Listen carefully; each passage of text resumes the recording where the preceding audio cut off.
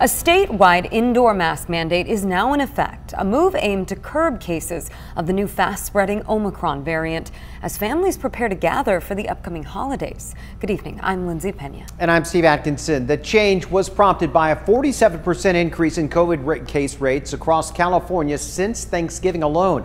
Our ABC 10 News reporter Mimi Alcala is joining us with confusion about how the mandate will be enforced. Mimi. Hi, Steve and Lindsay. Yeah, here in the city of Coronado, some businesses do have signs up saying masks are required inside. But we spoke with the mayor today who says the city itself won't be enforcing that new mandate.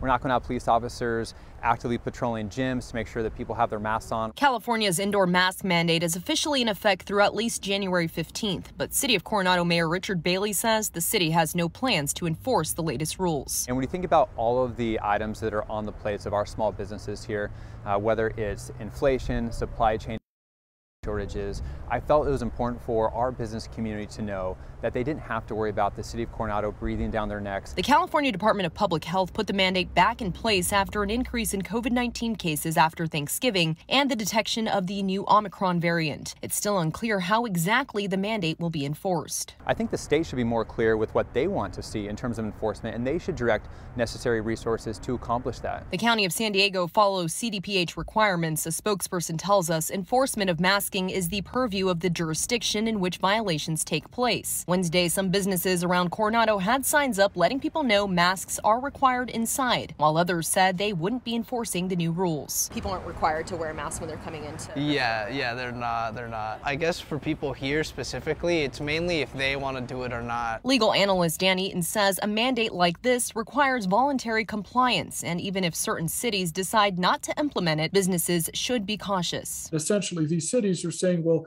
we're not going to enforce it, but it doesn't mean there are not alternative avenues for the state to enforce its orders. And if the state exercises that authority, there could be consequences for the businesses.